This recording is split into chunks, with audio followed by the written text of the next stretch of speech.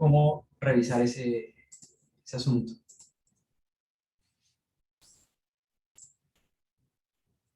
Entonces acá está microeconomía. Aquí tenemos los avisos.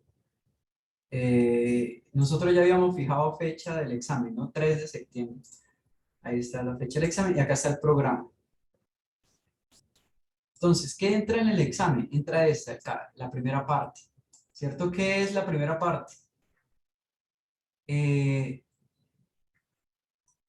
Bueno, creo que no alcanzamos a ver toda la primera parte aquí.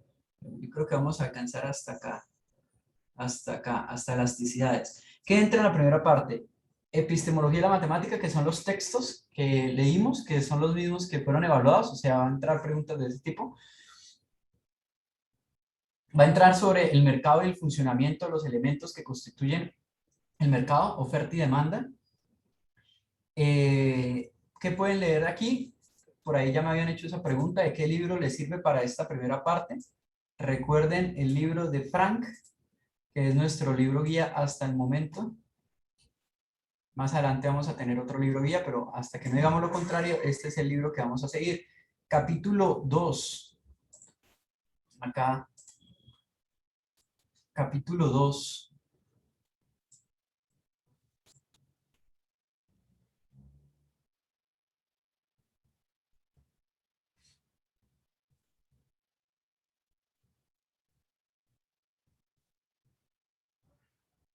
Acá está.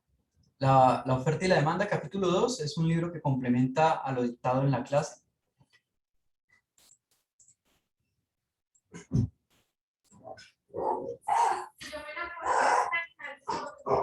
Y, a ver.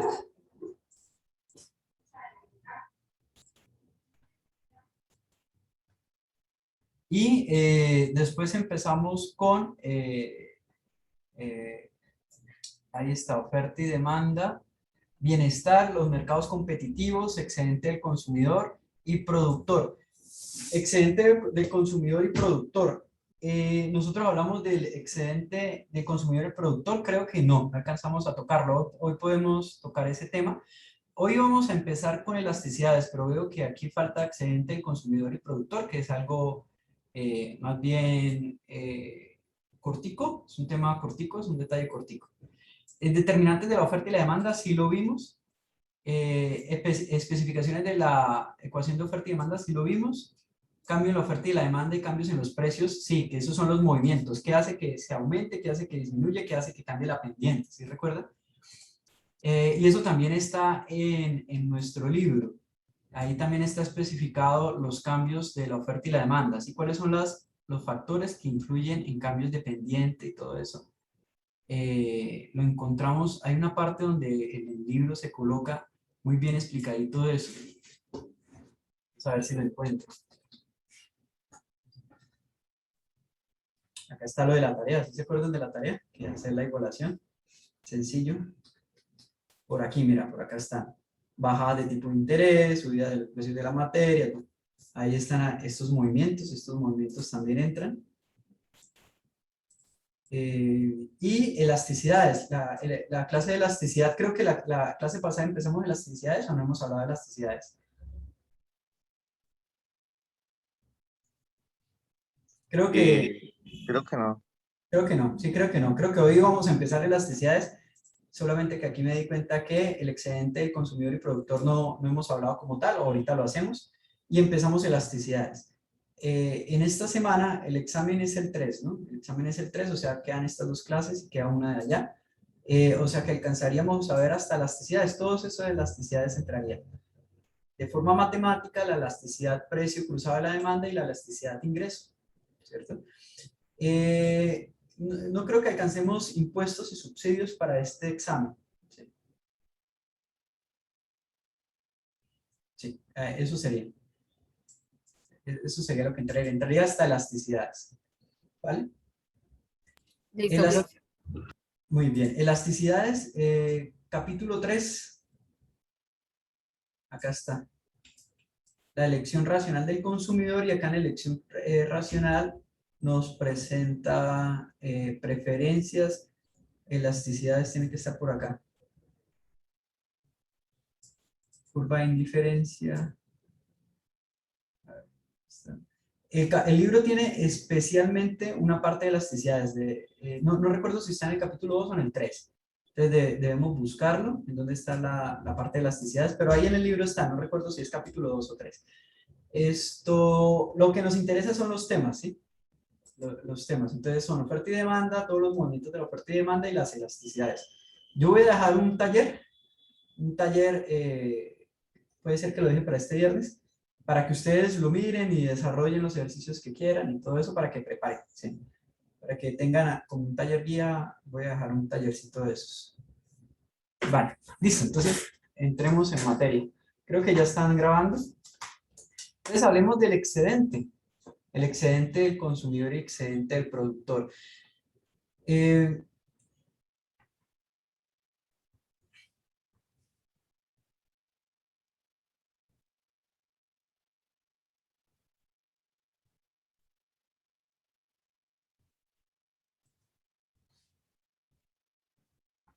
Partamos de nuestro equilibrio. La función inversa de la demanda es P en el eje X y Q en el eje Y. Perdón, al revés, P en el eje Y y Q en el eje X. Vamos a hacer una gráfica de una función de demanda y una gráfica de una función de oferta. Este es el equilibrio. Nosotros en clases pasadas explicamos cómo se llegaba al equilibrio, la intuición de qué hacía que eso fuera un equilibrio. Esto se llama P asterisco y se llama Q asterisco. ¿Vale? P asterisco y Q asterisco. Vale, ahora, resulta ser que hay un concepto llamado excedente del productor y excedente del consumidor. Y son unas áreas, son unas áreas. En el caso del excedente del consumidor es esta área. Esto que tenemos acá. Y en el caso del excedente del productor es esta área. Voy a escribirlo.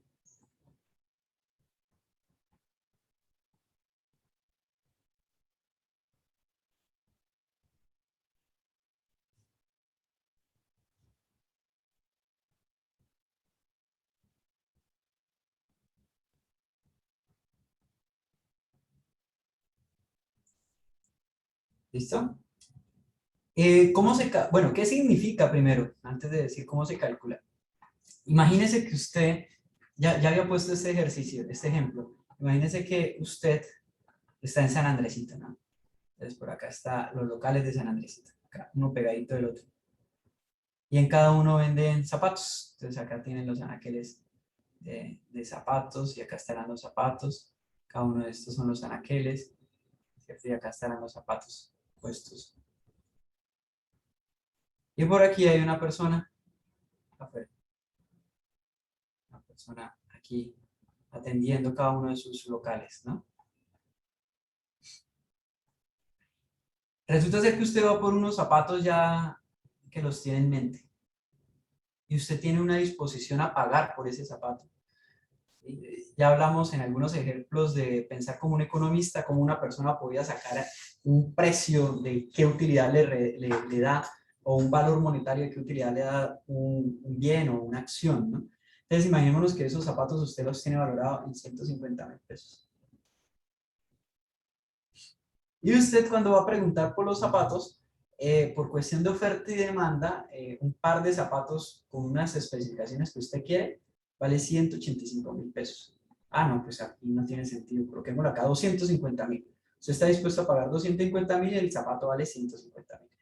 Este 150.000 es el precio de equilibrio. O sea, ya la gente se ha dado cuenta que en promedio se venden en 185.000 pesos los zapatos, esos zapatos específicamente. Y que a ese precio hay unas cantidades que se venden, ¿no? No sé cuánto será.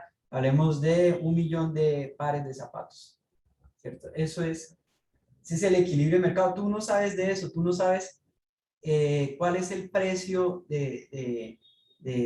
bueno, el precio de equilibrio sí lo sabes porque es por lo general el precio que se le ofrece, ¿no? Esta gente va a tener precios altos, bajos, pero por ese afán de competir y de llegar a todos los consumidores, van a tener un precio promedio que es como el precio del mercado, ¿sí? O sea, como que ese producto vale tanto. Y tú estás dispuesto a pagar 250.000 pesos. Resulta ser que la diferencia que existe entre el precio que yo estoy dispuesto a pagar y el precio del equilibrio es un ahorro, y eso se le llama excedente del productor, del consumidor. Yo lo coloqué al revés. Aquí. Mire que el azulito es consumidor, consumidor,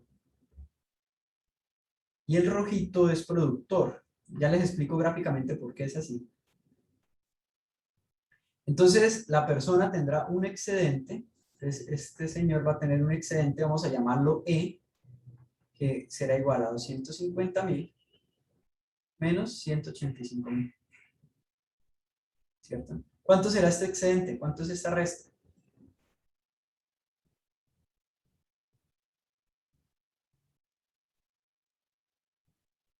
65, ¿cierto? 65.000 pesos. ¿Cómo? ¿Por qué la parte azul es el ahorro? Resulta ser que aquí hay gente que está dispuesta a pagar mucho por un producto. Todos estos señores son los que están dispuestos a pagar mucho por un producto.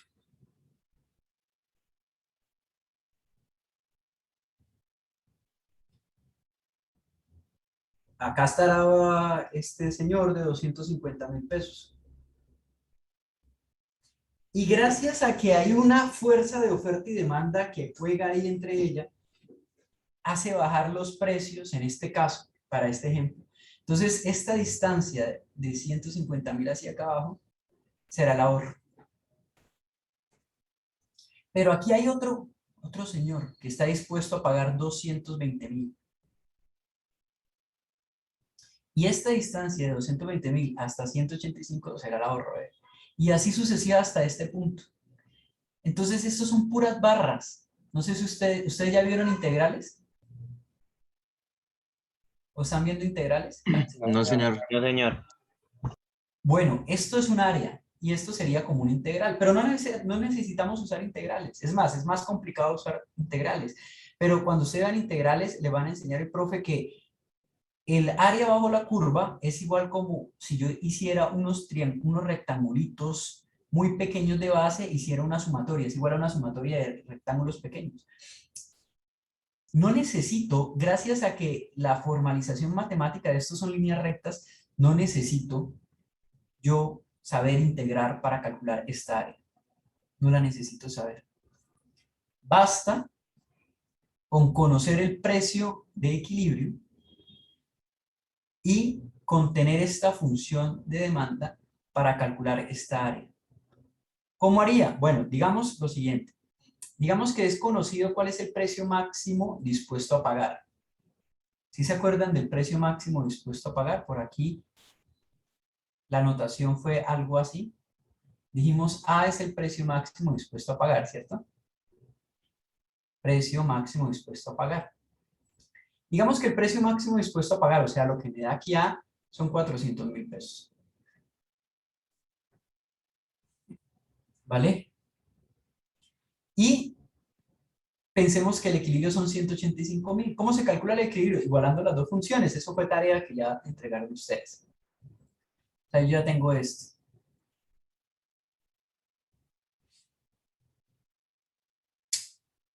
Puedo calcular, esto es un triángulo porque son líneas rectas, ¿cierto? Esto es una línea recta y acá es otra línea recta que es una horizontal. ¿Puedo calcular esta distancia? Claro que sí la puedo calcular, ¿cierto? Eso, uno de los lados del triángulo, ¿cierto? Uno de los lados del triángulo, vamos a colocar acá. Voy a darle números, letras, más bien letras a este triángulo. Esto lo voy a llamar A, a esto lo voy a llamar B y a esto lo voy a llamar C.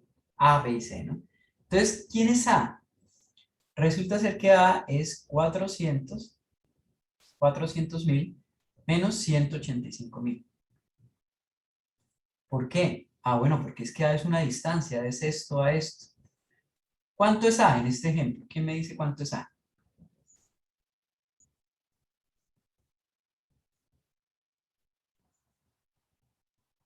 200, 200. 215, ¿cierto? Si me equivoco me dicen 215.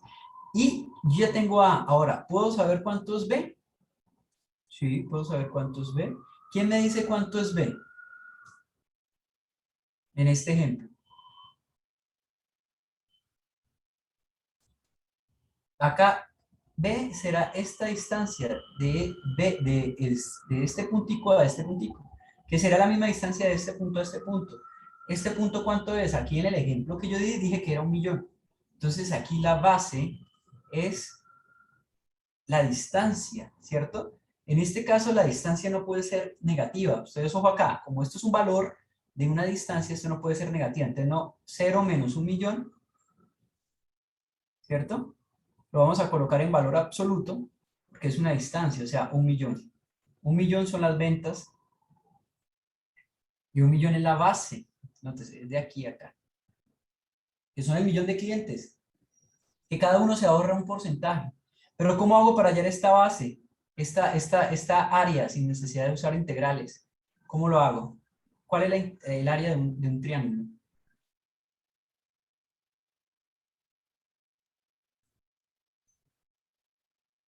La base por la altura sobre 2, creo. La base por la altura sobre 2. O sea que será en este ejemplo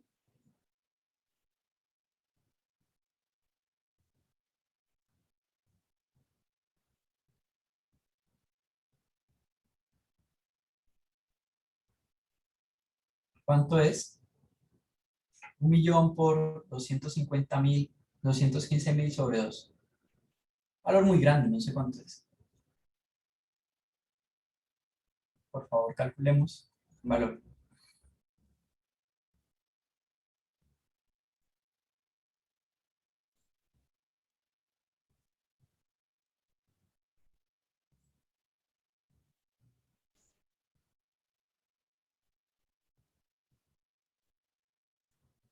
Acá son 3 ceros, acá son, entonces son 9 ceros, ¿no? 2, 15, 1, 2, 3, 1, 2, 3, ¿cierto?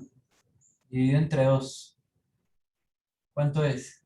Entonces sería 100, 100, 100, 107.500, profe. 107.500.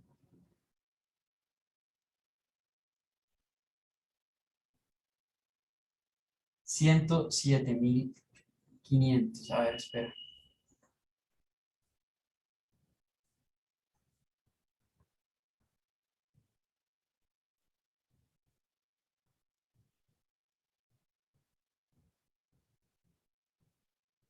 ¿Pero son millones? Claro, ¿cierto? Sí, profe. Sí, profe.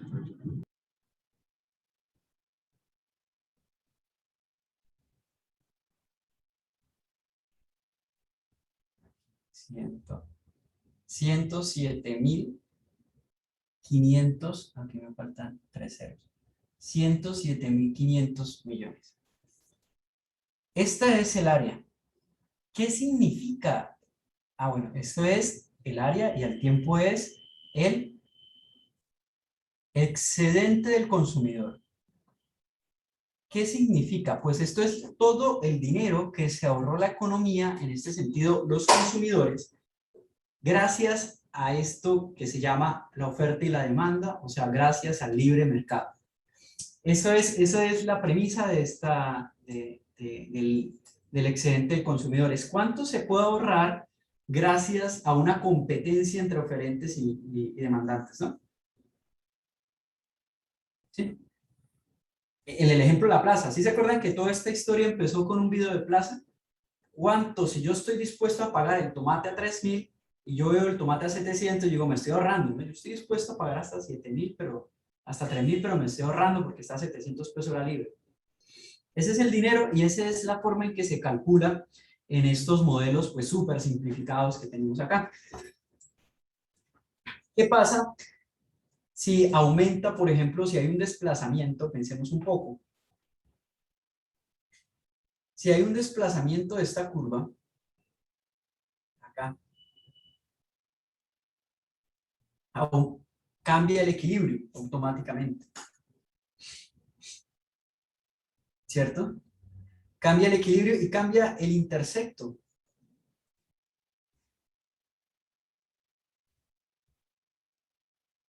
¿Qué pasará si hay desplazamientos de la curva con el excedente del consumidor?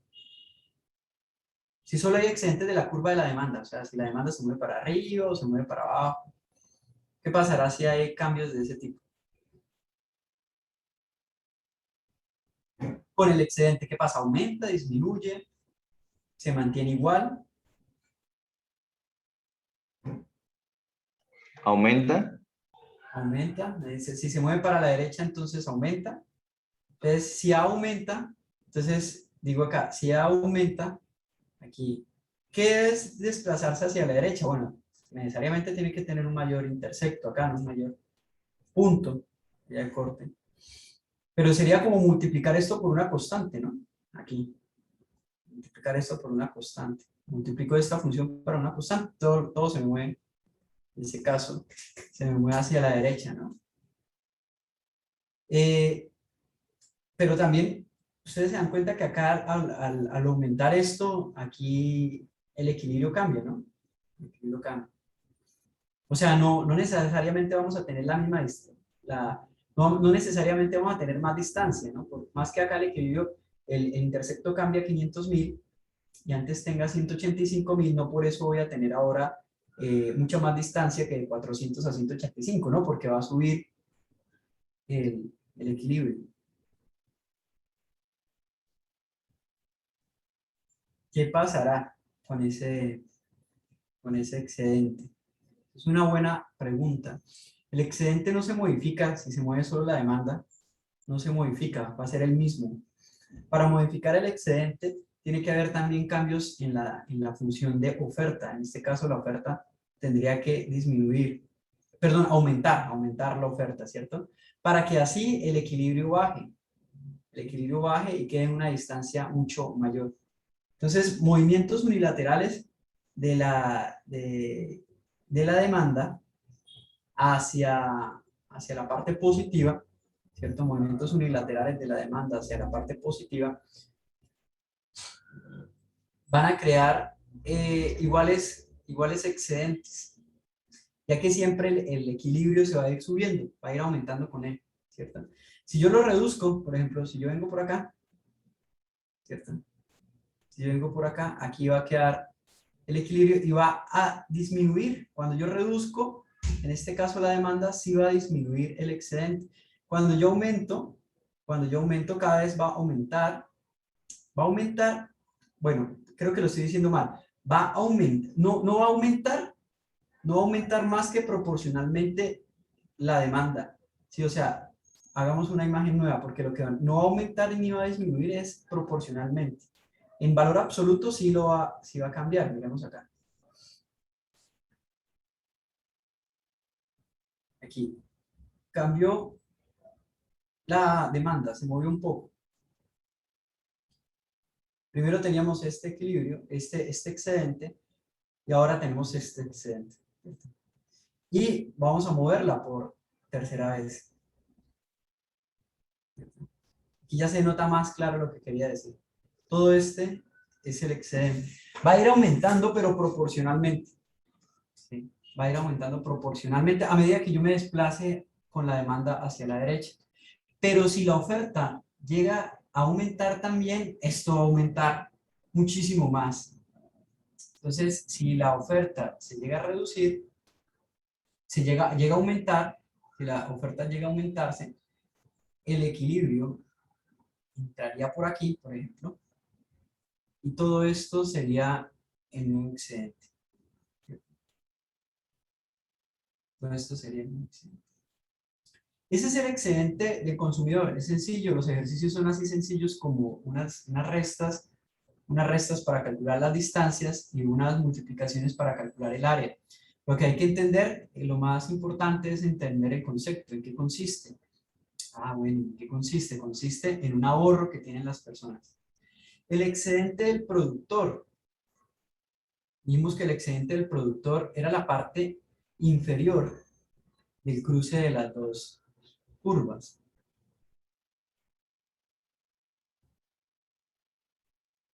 Acá está el equilibrio.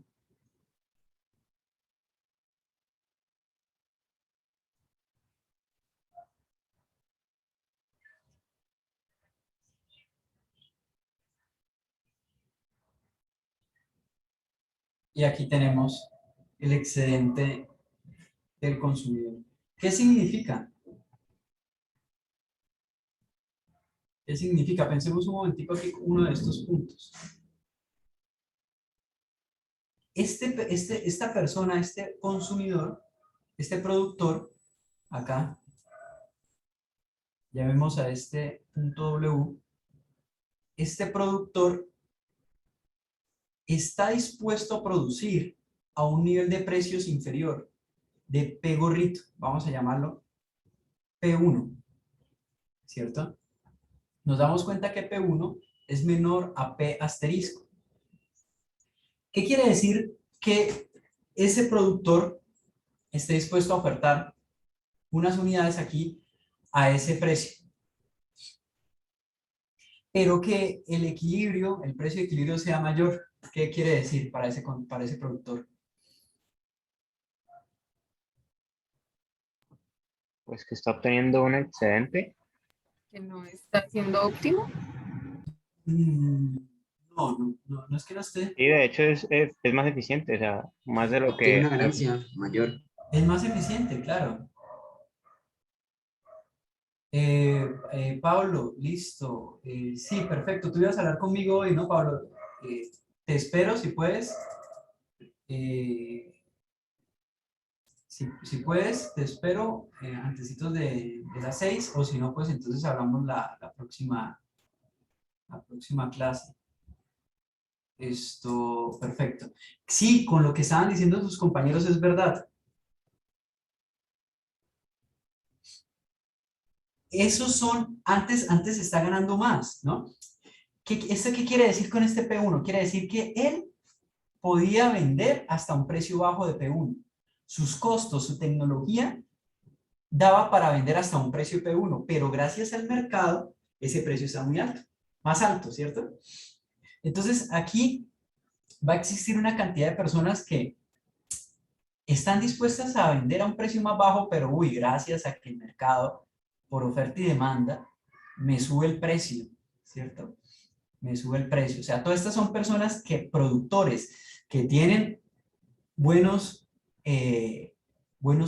buenos costos, una función de costo menor al precio que se está ofertando. O sea, que diríamos que aquí en este equilibrio estarían las personas que ofrecen, que están dispuestos a vender únicamente a ese precio de equilibrio, ¿no? En este puntico.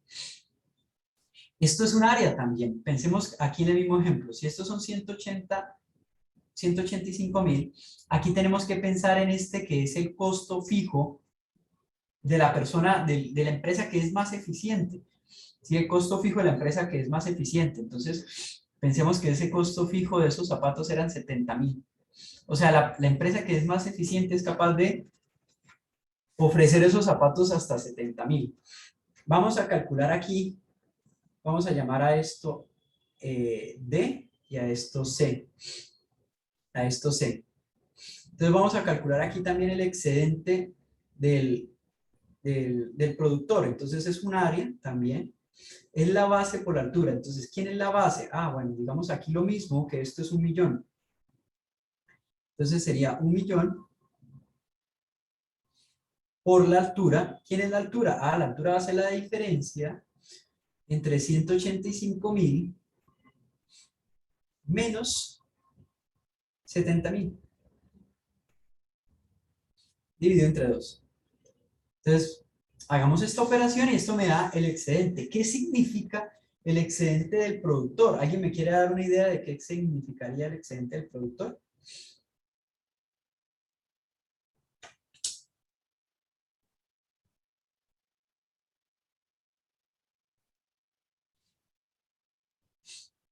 ¿Sería como una ganancia? Es como todo lo que ganan las empresas extra gracias al juego de la oferta y la demanda, gracias a ese libre mercado. ¿Sí? Todo lo que gana la empresa extra gracias a esa oferta y demanda, gracias a ese libre mercado. Ahorita me van a dar aquí, por favor, el valor del excedente del productor.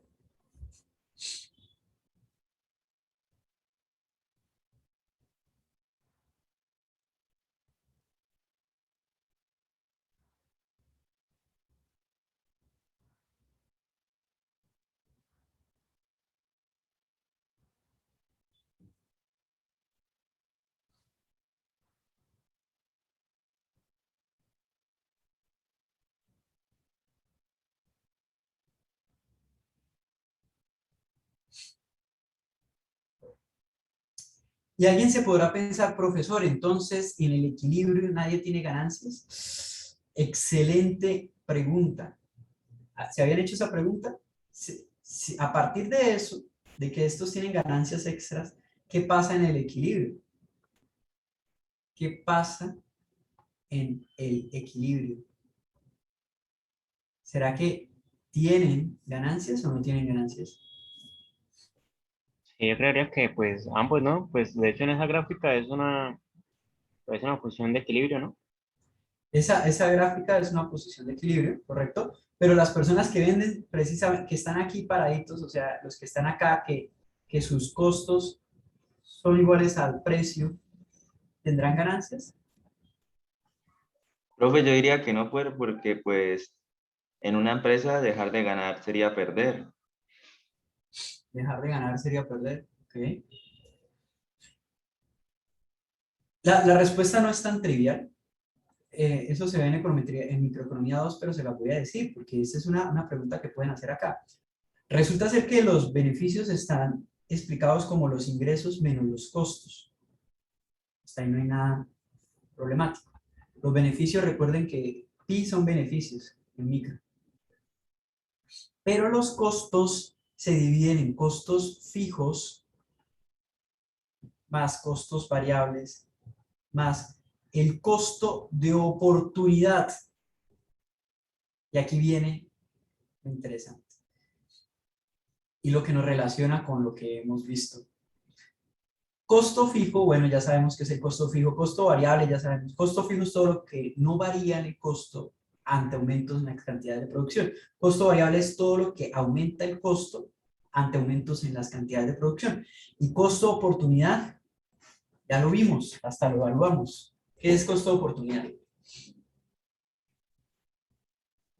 Es la segunda opción que se deja de hacer, que Muy digamos tiene bien, como un mayor valor con respecto a la que se elige. correcto. Es esa segunda opción.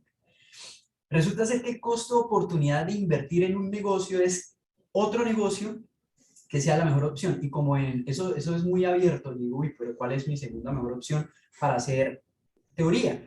Pues teóricamente esto quedaría como muy al aire. Resulta ser que en la microeconomía decidieron decir que costo de oportunidad de invertir en un negocio es la tasa de interés y es el costo de oportunidad del dinero, que es la tasa de interés. Y no es tan loco, no es loco. ¿Por qué? Porque, pues, si yo soy un mal negociante, lo mejor que puedo hacer con mi dinero es meterlo al banco, un CDT, y eso me va a rentar. Entonces, el costo de oportunidad siempre se va a comparar con el CDT, que es cero riesgo, tiene poco riesgo, no digamos cero, tiene cercano a cero el riesgo, y es la segunda mejor opción. Ah, no, profesor, que es mejor echarlo a un parlay. No, pues eso tendrá mucho riesgo. En la teoría lo que se dice es que el costo de oportunidad de montar una empresa es siempre meterlo a un CDT, al banco. Entonces, resulta ser que este punto donde el precio, recuerden que aquí será como el precio que está dispuesto a obtener, resulta ser que el precio que está dispuesto a obtener la persona, la empresa lo va a fijar así. Para tener beneficios cero, cuando los beneficios son cero, ¿cierto? Se va a cumplir lo siguiente. Cuando los beneficios son cero, se va a cumplir que los costos son iguales a los ingresos. Pero los costos van a tener considerado el costo de oportunidad del dinero, que es cuánto estoy dejando de ganar por tenerlo en el banco, por tenerlo allá invertido y no en el banco. Entonces, esta persona que el precio mínimo que está dispuesto a ofertar son 185.000, estos 185.000 debe alcanzarle para los costos fijos, para el costo variable y debe alcanzarle para el costo de oportunidad. O sea que sí está obteniendo ganancia. Está obteniendo una ganancia pequeña, que es el costo de oportunidad. Porque eso no lo tiene que pagar ni un empleado, ni insumos, ni al arriendo. Ese se lo guarda él porque es el costo de oportunidad. O sea, una función de costo bien calculada, como ya lo vimos en Pensar como un economista, debe tener el costo de oportunidad. Entonces, todas estas personas que están acá en el equilibrio, ¿tienen un beneficio cero? Sí. ¿Tienen un beneficio cero? Sí. Eso es verdad. En equilibrio, las empresas a largo plazo, y eso lo van a ver en micro 2, o lo deberían ver en micro 2, a largo plazo las empresas todas tienen beneficio cero. Y me dice, pero entonces, ¿qué hace ese señor allá trabajando si tiene beneficio cero?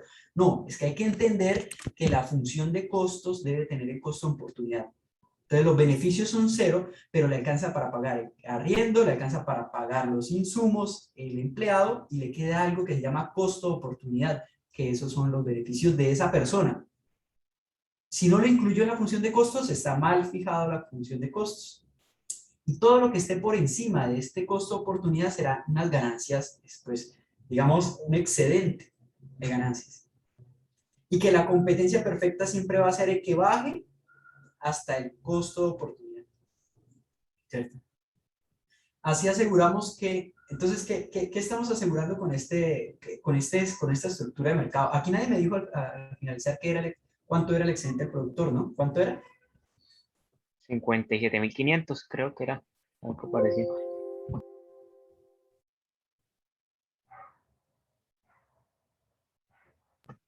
Sí, profe, 57.500. 57.500. Entonces, ¿qué pasa? Puede ser que esta gente, mire esta gente, toda esta gente, todos estos que están aquí por encima de la demanda, ellos solo están dispuestos a ofertar. Estas son las personas que solo están dispuestos a ofertar cuando tienen el precio muy alto, o sea que no son eficientes. Esas personas de allá para allá no van a vender, todas estas personas no van a vender. Así como todas estas personas no irán a comprar, ¿no? Estas personas no irán a comprar y estas personas no irán a vender, ¿no? ¿Sí entendemos por qué no compran y no venden? ¿Por qué estos no venden? Porque estarían incurriendo en pérdidas. Muy bien, claro. O sea, esto no puede vender porque el precio máximo, el precio del mercado es muy inferior a lo que es su costo. Yo sé que aquí no hay funciones de costos, no la hemos visto. Es más, eso no es del plan de microeconomía 1, eso es de microeconomía 2. Pero entiéndase que la función de oferta, la constante esa que está ahí, de una u otra manera representa ese precio mínimo que yo estoy dispuesto a aceptar para vender. O sea, implícitamente tiene los costos. Más adelante ustedes van a ver que eso tiene los costos. Y aquí, ¿qué pasa con toda esta gente? Pues esta gente no le alcanza el dinero, no compra. No le alcanza el dinero. A esto sí transa. Para eso yo tengo una dinámica muy chévere en la presencialidad, pero si nos permite, hacemos una dinámica de oferta y demanda en la presencialidad. Deben ir bastantes, pero eso es algo que no puedo garantizar que haya muchos, ¿no? Pongo a un grupo a ofrecer y un grupo a demandar un producto y hacemos un experimento así como el de la cerveza. Le damos billetes de mentiras, ¿no? Y empiezan ellos a negociar y calculamos una función de oferta y demanda. Estos no compran, estos sencillamente no compran, no le alcanza la plata, tienen 150.000, no le alcanza la plata. Entonces, volviendo acá al tema de beneficio cero, se supone que cuando hay muchos oferentes y muchos demandantes, hace que el precio se coloque en un precio más o menos, voy a llamarlo promedio, aunque no es un promedio, ¿cierto? Es un precio que deja a muchos con un ahorro y a muchos con un sobrecosto, por así decirlo, ¿no? Y eso hace que los que están exactamente en el equilibrio, que hay algunos que están en el equilibrio, no todos transan al equilibrio. No quiere decir que todos los que venden zapatos vendan a 185.000, no, hay algunos que más, otros menos, ¿cierto? No quiere decir que todos los que vendan a 185.000. Puede ser que unos tengan la posibilidad de vender a un precio menor, pero ellos que venden a un precio menor, ellos van a estar muy cerca a ese precio de 185.000, porque ellos saben, son racionales, dicen, aunque yo pueda vender a 170, puede ser que a una u otra persona le venda a 170, ¿no? Pero la mayoría de las ventas se van a hacer al promedio, al equilibrio de 185.000, ¿cierto? Lo mismo las personas que compran. No todas las personas van a comprar a 185.000. Puede ser que algunas personas compren a un precio mayor y otras al menor, ¿no? En la práctica, en el modelo, ya sabemos que esto no compran en el modelo, pero en la práctica sí vemos que esto se mueve un poquito, ¿no? La pregunta es, ¿qué pasa con esa gente que vende a 185.000? La respuesta es, ganan cero, pero el cero tiene una partecita que es el costo de oportunidad, que eso se lo queda al empresario. O sea, siempre va a haber interés a largo plazo de mantenerse cuando cubre solo los costos. ¿Por qué? Porque la función de costo debe contener el costo de oportunidad. Entonces siempre va a haber un excedente positivo. Si esa persona se da cuenta que el costo, el precio está por debajo del costo de oportunidad, solo alcanza el costo fin, costo variable, y alcanza muy por debajo del costo de oportunidad, o por debajo, él le conviene cerrar la empresa. Entonces él dice, mire, si yo tengo 100 millones en un CDT y esos 100 millones me da una renta de 1 millón mensual, hombre, y el negocio que yo tengo me da 500.000 pesos de renta, pues mejor lo meto allá, tiene menos riesgo, ¿cierto? Ya. Entonces, la respuesta es sí, ¿tienen beneficio cero? Sí, pero esos beneficios cero alcanza a cubrir un costo de oportunidad que es una pequeña, llamémoslo así, ganancia para el empresario. Y cuando los beneficios son mayores a cero, se llama un excedente de ganancias, un excedente de beneficios. Y eso se da cuando hay cierto poder de mercado. Y aquí ya me estoy adelantando muchísimo. Cierto poder de mercado como diferenciación del producto, que tenga un monopolio, que tenga una subvención, algo que haga que me dé poder. Pero si hay oferta y demanda, los beneficios van a llegar a cero, donde solo cubren los costos, incluyendo el costo de oportunidad. Esa es la teoría. ¿Por qué? Porque si tenemos beneficios grandes, hay alguien que siempre va a estar interesado en reducir el precio para aumentar sus clientes, reducir el precio. ¿Sí? Esa es la dinámica. No sé si quedó entendido la parte de oferta y demanda. Claro, la parte de excedente consumidor y productor. En el libro van a encontrar una historia de 6, 7 hojas donde tratan de contarle esto, ¿no? Pero con otras palabras.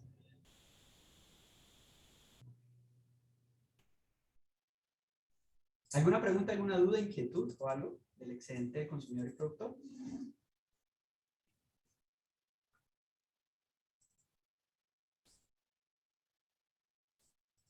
¿No? Entonces entremos a elasticidad.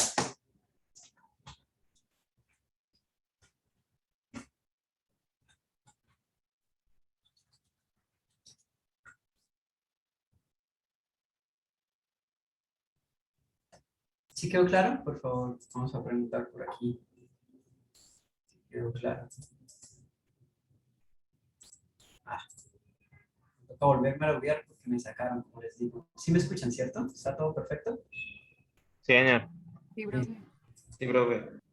Listo. Entonces, asumo que quedó claro. Es sencillo. Recuerden, estos temas ustedes no se vayan a asustar.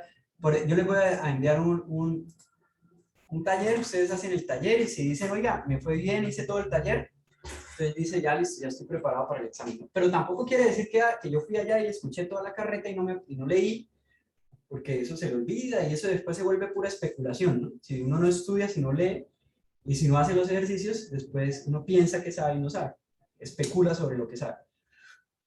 ¿Sí? Entonces, es importante también escuchar, prestar atención, pero también tener un trabajo autónomo en la lectura y en los ejercicios que les voy a dar. La elasticidad se nota con EQ en economía, EQ, y la elasticidad es un cambio porcentual de las cantidades ante un cambio porcentual en el precio. Recuerden que este es un delta, esta es una letra griega, delta, que es cambio porcentual en las cantidades sobre cambio porcentual en el precio. Hay varias formas de calcular la elasticidad. Ya vemos por qué hay varias formas. Entonces, este cambio porcentual se escribe como un delta de Q sobre Q por 100. Y este cambio porcentual en el precio, delta de P sobre P%. Eso es un porcentaje. Un porcentaje es del cambio, cuánto corresponde ese cambio al precio. ¿Por qué les digo que hay varias formas de calcular las elasticidades? Por esto. ¿Quién es este señor? Es la pregunta. ¿Quién es? Entonces, Q se puede tomar para la elasticidad y P se puede tomar de varias formas. Se puede tomar el Q inicial, se puede tomar el Q final o se puede tomar el Q promedio. Y el P lo mismo. P se puede tomar el P inicial, el P final y el P promedio. La notación Q inicial es Q1, Q final Q2, Q promedio Q barra. P inicial P1, P final P2, P promedio P barra. Entonces esta fórmula, elasticidad, puede ser escrita de esta forma. ¿Quién es un cambio? Metámosle acá el cambio también para no reescribir. ¿Quién es un cambio? El delta de Q es igual a Q2 menos Q1. ¿Y quién es delta de P? Es P2 menos P1. Vale, entonces, Q2 menos Q1 sobre Q. ¿Pero quién es Q? Puede ser cualquiera de estos. ¿Cuál es el más usado en los libros, en la literatura? Q promedio. Ya vamos a analizar un poquito por qué eso de que cambian. Q promedio. Por 100. ¿Quién es P? ¿Quién es delta de P? De P2 sobre P1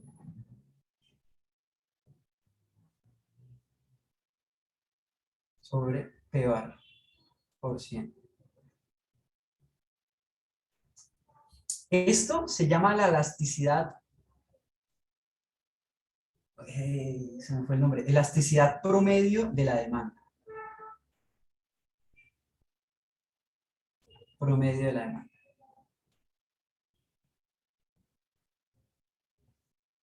También tienen otros nombres como elasticidad punto medio de la demanda, también se le pone. Elasticidad punto medio de la demanda. El promedio, ustedes saben qué es el promedio, ¿no? ¿A qué es igual el promedio?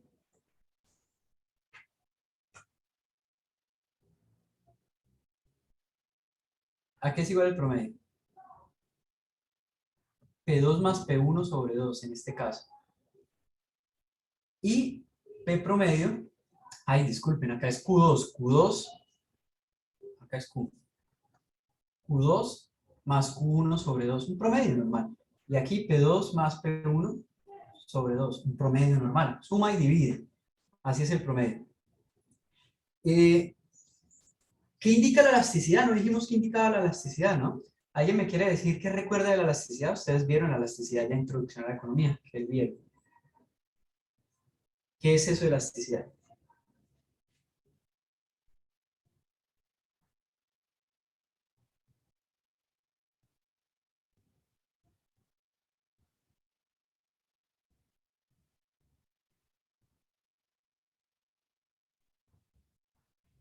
Si no saben, busquen, ¿no? Ustedes deben saber qué es la elasticidad. Yo sé que ustedes saben qué es la elasticidad.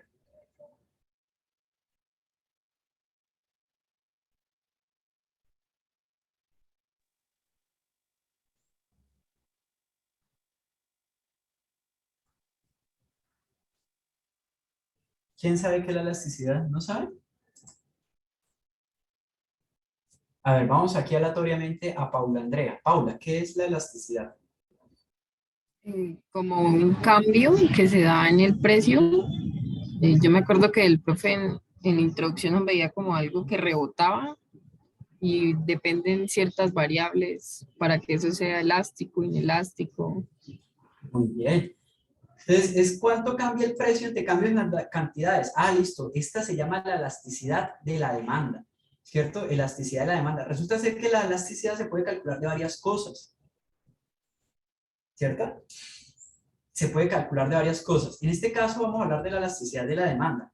Hay elasticidad del ingreso y hay elasticidad precio cruzado de la demanda. Esas son las tres elasticidades.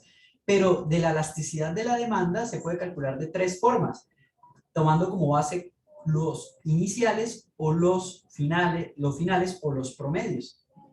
¿Qué es la elasticidad? Según la fórmula, es un cambio porcentual. Quiere decir cuánto cambian las cantidades ante cambios en el precio. Coloquémosle un ejemplo que todo se puede entender mejor con ejemplos a veces. Imaginémonos que Paula tiene el papá una tienda, ¿sí? Imaginémonos que el papá de Paula tiene una tienda y él sabe cuántas cervezas se vende tu papá, cuántas canastas se vendería tu papá al mes, Paula. Póker.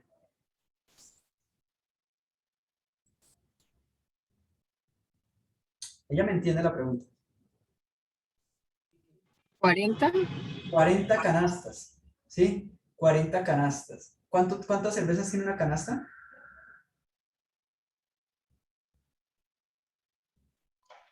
30.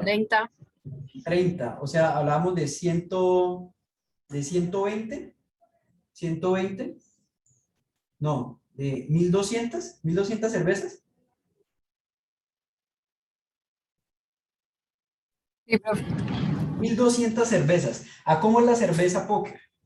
Papá de Paula tiene una tienda según la última clase. ¿A cómo vende la Póker? A 2200. Listo, entonces vamos a hacer el ejemplo aquí. Resulta ser que el precio 1, o sea, el precio de hoy vale 2200 la Póker y él vende cantidades 1, vende 1200 cervezas, mejor dicho. 1200 cervezas. ¿Para qué sirve la elasticidad? Sirve para decir, bueno, ¿qué pasa si usted aumenta el precio de la Póker allá en su negocio? Entonces, si ustedes han hecho el intento de cambiar el precio o ustedes cómo fijan los precios o cómo los mueven. Paula. ¿De qué depende que tu papá suba o baja el precio? Depende a como lo de la empresa. A como lo de la empresa. Y él trata de adecuarse, por ejemplo, si está más barato, trata de bajar. Y digamos que tu papá se le dice, oiga, no, mire, esto está muy caro, mire que el arriendo está muy caro y voy a intentar a vender a 2500. Tu papá ha intentado vender un poco más caro, ha subido el precio del producto sin que aumente los costos, o sea, sencillamente variando el precio. ¿Lo ha hecho en alguna oportunidad? Sí. Listo. Entonces, ¿qué supone la lógica? Entonces, este será el precio 2. ¿Qué supone la lógica? Uno dice, bueno, pues, si está más cara, le van a consumir menos. Y vamos a colocar acá un valor cualquiera. Imaginémonos que en el primer mes, el papá de Paula vendió 1200 y en el segundo mes llevó el inventario y se dio cuenta que vendió 900. La elasticidad lo que me va a decir es, si yo aumento un 1%, ¿cierto? Un 1% del precio, ¿cuánto cambia? ¿Cuánto baja las cantidades? Yo ya sé que van a bajar, porque la ley de la demanda me dice que va a bajar. La pregunta es ¿cuánto cambia? ¿Qué pasa si cambia en 0.8%? Si yo aumento el precio en un 1% y la demanda baja en un 0.8%, ¿qué opinan? ¿Qué piensan que es el buen negocio aumentar el precio? Si cae la demanda en un 0.8, pero aumentó el precio en un 1.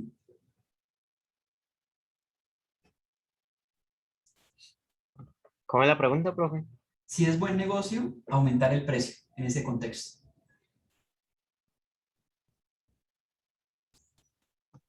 Yo consideraría que no, ¿Es que no? ¿Por qué? porque la ley de la demanda dice que pues cuando está baja el precio, pues debería bajar también para vender más. Ok. ¿Alguien más? ¿Alguien opina diferente? ¿Opina lo mismo?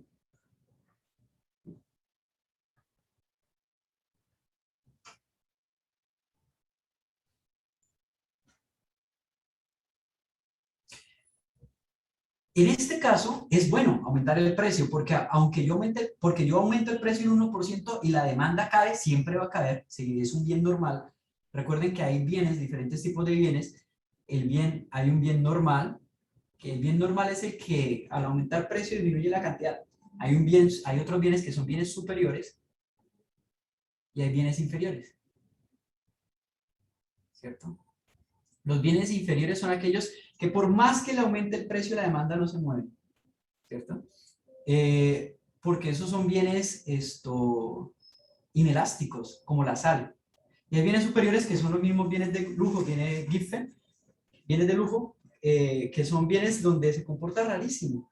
Al aumentar el precio aumenta la cantidad demandada, como las obras de arte. Eso no es tema de la clase, lo vamos a ver sí en el consumidor, no lo vamos a ver ahorita. Pero si el bien es normal, lo común es que aumento en el precio, baja en la cantidad, pero el lío es cuando aumento el precio tengo más ganancia. Disminuyo la cantidad vendida, pero tengo más ganancia. En este caso ese producto se llama inelástico. Seguramente al hacer los cálculos nos va a dar que eso es inelástico. Porque los cambios en 1% en el precio producen menos de un 1% de cambio en la cantidad. Eso quiere decir que es bueno subir el precio. Pero si a Paula le dio que si aumenta el precio en 1%, las cantidades disminuyen en 3%, eso quiere decir que no, es malo. Si usted aumenta el precio en 1%, la gente se le va a ir en mayor medida que el aumento del precio, o sea, va a tener pérdidas. Y si tiene un 1 aquí, si al aumentar el precio en 1%, la gente se le va en 1%, quiere decir que es unitaria. Esto es inelástico, unitario y elástico.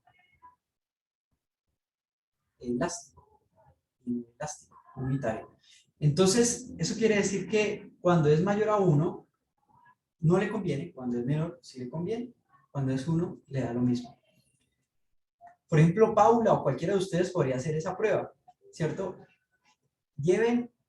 Hagan el cambio de precio y lleven las cantidades. Y miren cuánto fue el cambio en el precio. Hagamos con este ejemplo la elasticidad. Calculemos con este ejemplo la elasticidad precio promedio.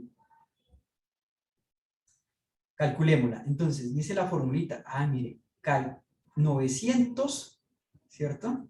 Menos 1200 sobre el precio promedio. Sobre la cantidad promedio. ¿Cuál es la cantidad promedio? Aquí. 1050.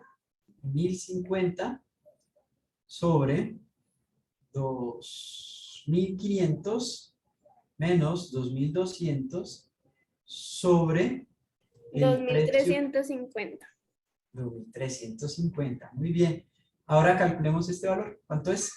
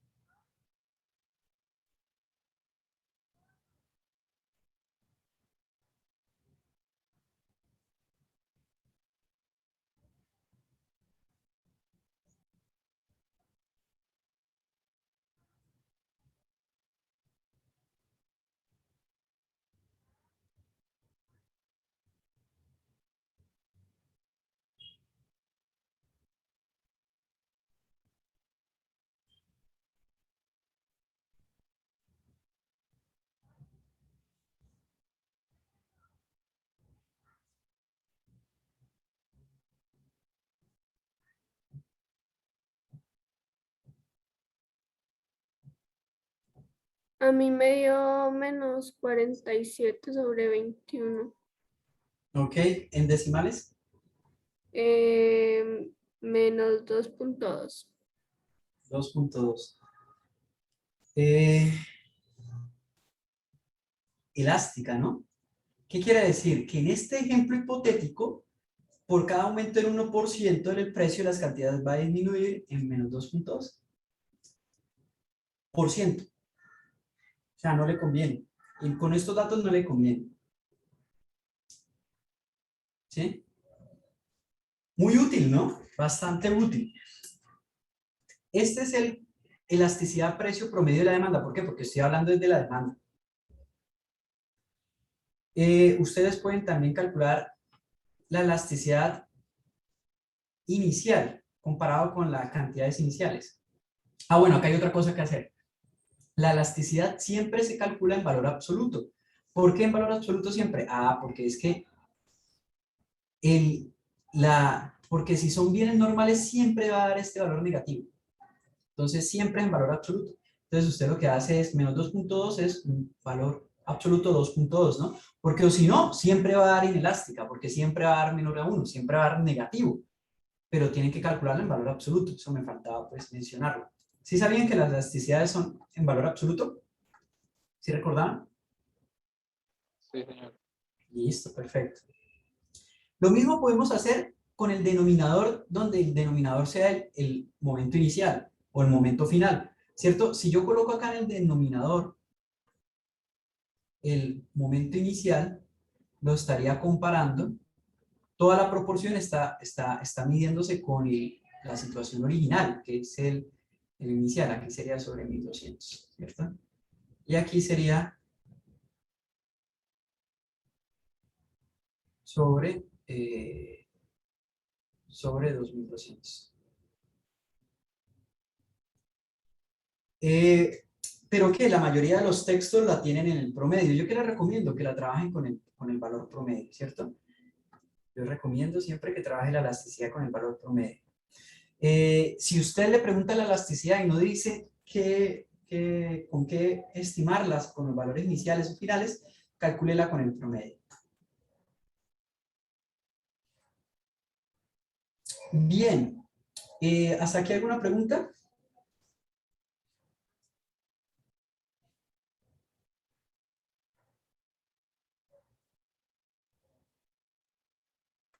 No, profe, todo bien.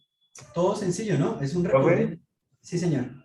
¿Podría volver a explicar más o menos qué significaría ese 2,2, por favor? Claro que sí, mira, es bien sencillo, bien fácil. Ese 2,2 indica que ante cambios, en este caso, ante aumentos en 1% en el precio, disminuye las cantidades consumidas en 2.2%. Disminuye en 2.2%. Ahora, cuando hablamos de valor absoluto, decimos que ella es elástica. ¿Qué quiere decir? Ahí vuelvo a caer. Cambios en el precio producen mayores cambios en las cantidades que los cambios hechos en el precio.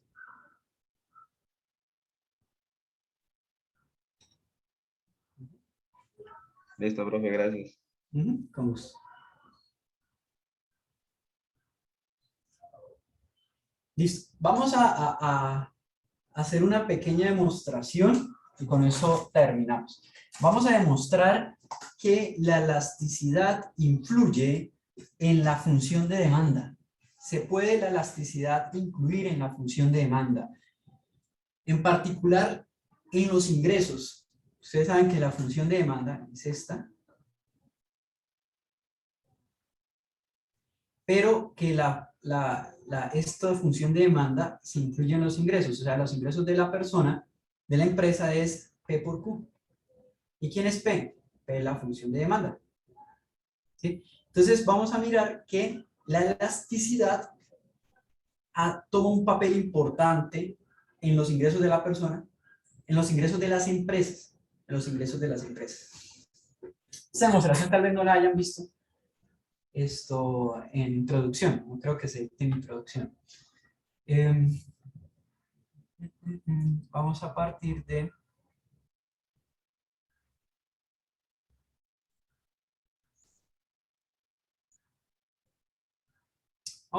aquí.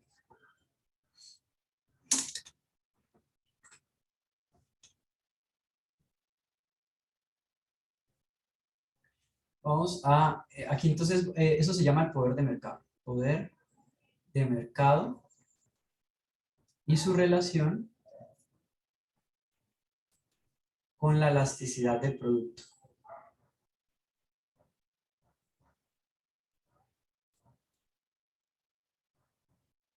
Poder de mercado y su relación con la elasticidad del producto. Vamos a definir que los ingresos van a estar definidos voy a definir los ingresos como P por Q. Hasta ahí no hay nada difícil. P por Q. Donde P es el precio, donde Q son las cantidades. Y donde I es el ingreso. ¿Vale? Definido. Recuerden, definido.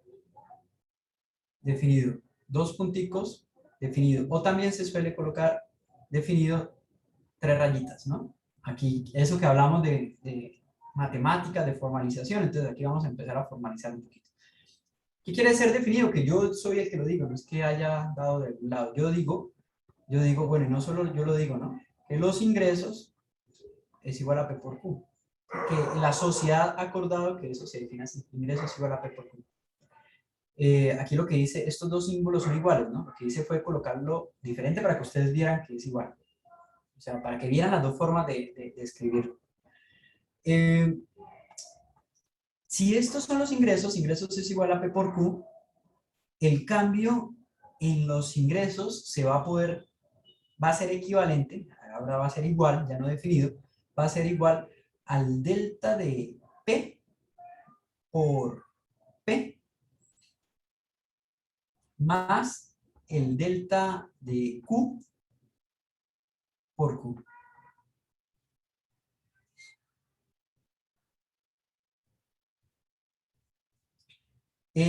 Acá lo que estoy diciendo, listo, ya ingresos es igual a P por Q. Entonces, si yo quiero mirar una variación de mis ingresos, ¿cuánto varían mis ingresos? Pues mis ingresos deben variar por dos factores. Mis ingresos varían porque hubo un cambio en las cantidades, ¿cierto? Porque hubo un cambio en las cantidades o porque hubo un cambio en las cantidades o porque hubo un cambio en el precio. De esas dos formas pueden variar mis ingresos, ¿no? Ingresos, ojo que ingresos es diferente a beneficios. Ingresos es diferente a beneficios, ¿no? Beneficios tiene la resta de los costos, los ingresos no, los ingresos es solo P por Q. ¿Sí? Entonces, pensemos un poquito acá para entender mejor esta función. Imagínense que la cerveza no cambió, pero aumentó el gusto por la cerveza y la gente ahora, o una propaganda de cerveza, una propaganda de consumo que aumentó el consumo. Entonces yo digo, bueno, cambio el precio, no cambió. ¿Mis ingresos cambiaron? Sí. Imaginémonos que hubo un aumento positivo de los ingresos. Entonces yo quiero saber de qué, por qué. Entonces yo digo, no, el precio no cambió. Yo no lo cambié, entonces acá viene 0 por 0, ¿no? Más, pero el consumo sí cambió. ¿Cuánto cambió? No, se vendieron 100.000 más. 100 más. Entonces 100 por Q. Vendría siendo. Entonces el cambio de los ingresos sería 100 acá. Delta sería 100 Q en este caso. ¿Cierto? En el caso donde solo haya cambiado las cantidades, ¿no? Hagamos otro caso, el caso donde haya cambiado precio por cantidades. Bueno, entonces cambió precio y cambió cantidades. ¿Cuánto cambió el precio? No, el precio cambió 100 pesos, ¿cierto? Entonces son 100p. ¿Y cuántas cantidades cambiaron? No, se vendió más. Se vendieron 200 cantidades, entonces son 200 Q.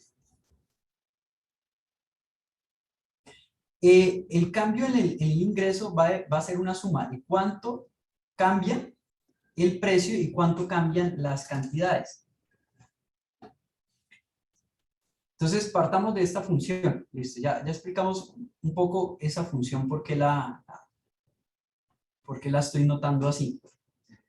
Entonces, ya quedamos claros que el cambio en el precio por el precio más el cambio en las cantidades por las cantidades me va a dar pues este cambio de los ingresos, ¿no? Este cambio de los ingresos. Ahora empezamos a hacer un poquito de álgebra. Estas son las cosas que uno no pide en el examen, pero que les gusta, que son importantes y me gusta explicar para que ustedes entiendan de dónde salen pues, las cosas, de dónde salen las afirmaciones, de dónde sale esto que vamos a terminar llegando, que es el poder de mercado, ¿no? ¿De dónde sale? Vamos a dividir todo por delta de Q. Vamos a dividir todo por delta de Q.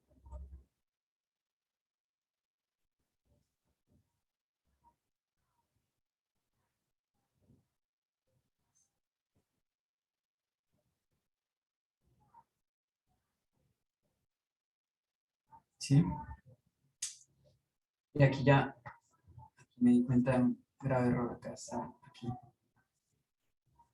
Eso es al revés, ¿no? Si hay cambio en el precio, entonces cambio el precio por cantidad. Si hay cambio en la cantidad, cambio la cantidad por el precio. Lo tenía al revés con razón. Aquí. ¿Sí?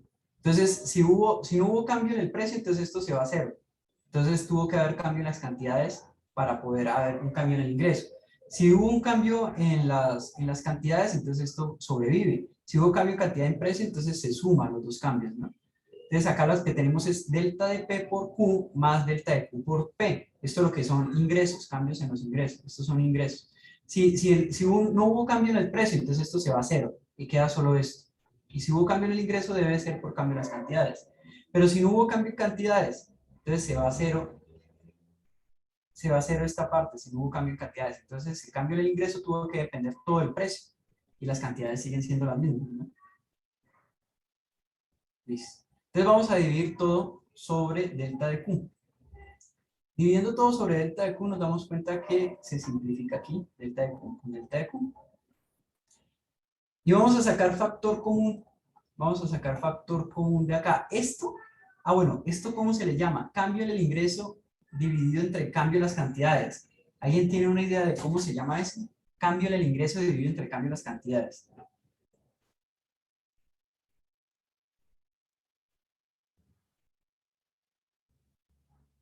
Esto se llama el ingreso marginal. Ingreso marginal. ¿Han escuchado este término antes? Ingreso marginal. Creo que sí, profe. No se refiere es como al ingreso que aumenta al subir o venderse un producto más o una unidad más de un producto. Así es, tal cual. ¿Cómo cambia mi ingreso ante la última unidad vendida? Ese es el ingreso marginal. Y eso es un cambio. Esto es esto. También lo pueden calcular como la derivada del ingreso con respecto al cambio. Eso es eso. Esto es el ingreso marginal. El ingreso marginal. ¿Cuánto cambia el ingreso de una empresa ante cambios en las cantidades del producto? O sea, entendemos que la última unidad vendida es la que me da ese ingreso marginal. Esto es el ingreso marginal. Y aquí vamos a factorizar de aquí P. Vamos a factorizar de aquí P. Resulta ser que aquí, en esta expresión, se canceló, ¿no? Y aquí me quedó P, ¿cierto? Entonces aquí me queda un 1, porque aquí me quedó solito P. Esto se canceló de arriba abajo. Más, resulta ser que aquí no hay P. ¿Sí se dan cuenta que acá no hay P? Entonces, ¿cómo hago para factorizar cuando no está? Entonces lo voy a dividir por P. Notémonos acá, nótese acá esto. Acá, delta de P por Q, acá lo tenemos, y aquí tengo delta de Q por P. Si yo multiplico P por esto, P por 1, y P por esto, este P se va a ir con este P, y voy a resultar con lo que tengo arriba. ¿Cierto? O sea, estoy factorizando. Ahora, fijémonos en esto, en esta expresión, esta pequeña parte. ¿A qué se les parece esto?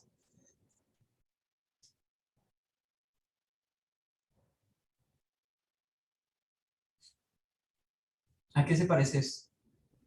Más o menos la definición de elasticidad. Muy bien. Quiere decir que el ingreso depende de más o menos algo que se parece a la elasticidad, pero vamos a pulir ese más o menos algo, ¿no?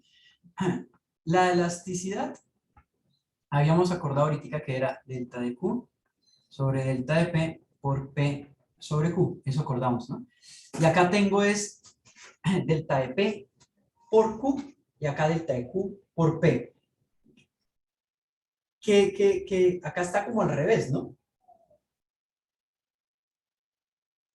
¿Sí ven que acá está al revés? O sea, esta no es la elasticidad todavía.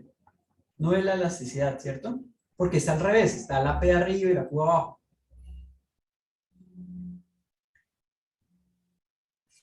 Perdón.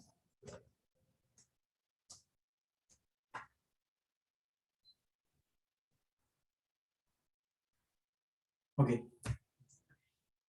Pero, ¿qué pasa si yo digo, bueno, 1 sobre la elasticidad, ¿cuánto va a ser? 1 sobre la elasticidad, ¿cuánto es? 1 sobre la elasticidad es coloque un 1 aquí y coloque este delta de Q por P, delta de P por Q. ¿Cierto? Si yo quiero pasar este denominador al numerador, ¿cómo queda esta expresión?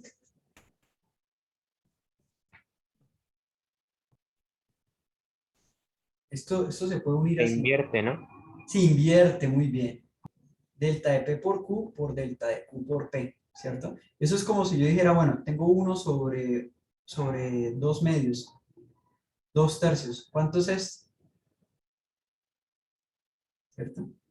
Para 3 medios, ¿cierto? 1 sobre 2 tercios. Se invierte. Entonces, lo que yo acá tengo es lo siguiente.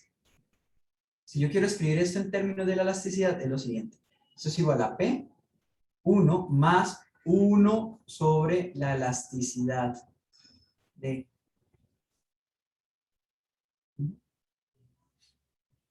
Como esto es la elasticidad, esto debe estar en valor absoluto, porque ya sabemos que la elasticidad aquí siempre me va a dar negativa, entonces esto lo voy a colocar en valor absoluto. Eso quiere decir que aquí la conclusión de esta demostración es la siguiente. El ingreso marginal de la empresa, o sea, la empresa va a tener mayores ganancias, porque los ingresos limitan a las ganancias, al margen van a ser mayores cuando la elasticidad, ¿qué pase con la elasticidad? Si la elasticidad es muy grande, ¿aumenta el ingreso o disminuye? Disminuye.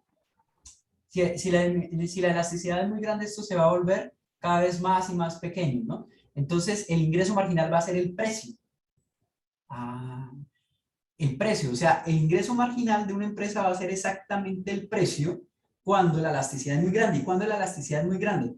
Cuando es elástico. ¿Y cuándo un bien es elástico? ¿Quién me quiere decir cuándo un bien es elástico? Teóricamente. Cuando un cambio en porcentual en su precio también significa, pues disminuye más que proporcionalmente la cantidad que se demanda pues a ese precio. ¿Y eso por qué se debe? ¿A qué se debe? Pues a la, a la elasticidad del producto. Sí, sí, pero por ejemplo, ¿por qué, por ejemplo, la cerveza podría cambiar tanto si aumenta el precio en un por ciento, ¿por qué podría caer tanto la demanda? Porque es un bien no necesario. No necesario. ¿Sí? Es un bien no necesario. En cambio, ¿qué pasa si la elasticidad es muy pequeña? 1 dividido entre un número muy pequeño, 0.3, ¿qué pasa?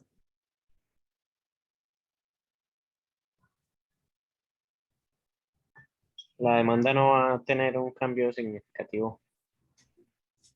Esto va aumentando, ¿no? Si yo divido 1 dividido entre, digamos, 0.4, 0.5, ¿cuánto es? 1 dividido entre 0.5, ¿cuánto es?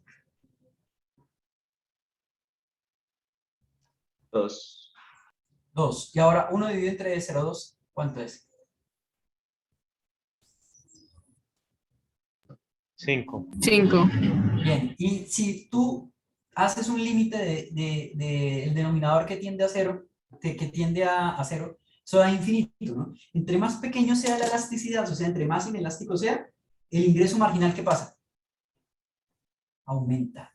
Vamos a copiarlo acá, ¿no? Entonces, para que no se nos olvide. Vamos a copiarlo acá.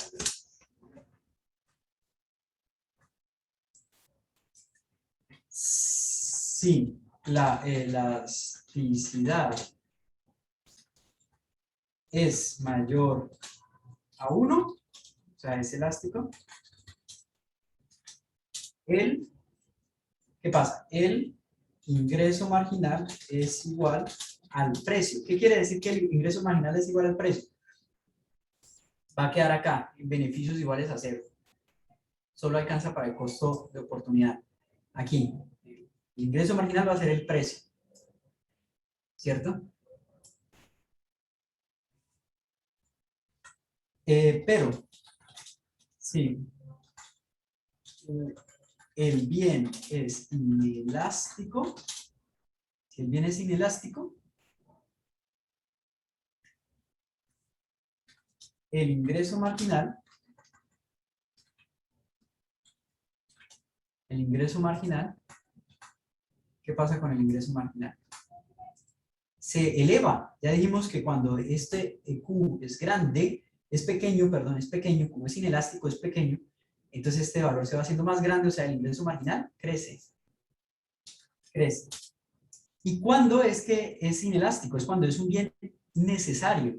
Es un bien necesario. ¿Cuándo es un bien necesario? Hombre, la sal, los medicamentos, usted le aumenta el precio y el consumo no va a disminuir tanto.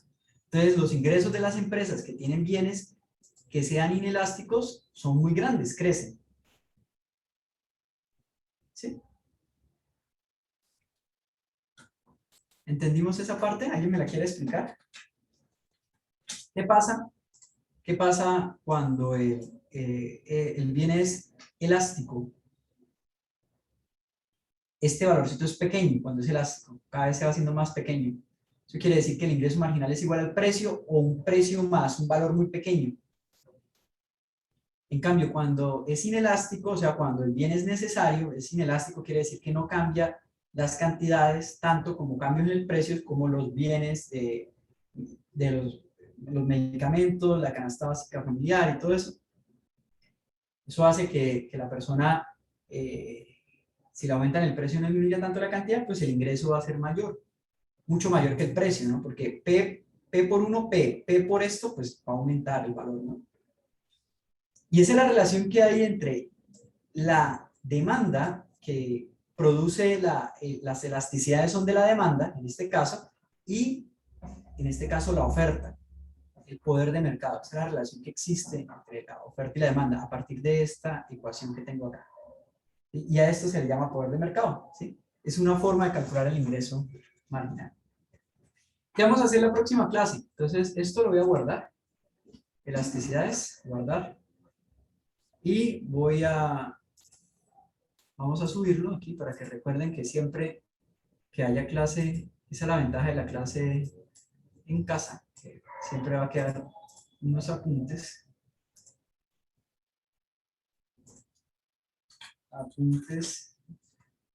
de elasticidad.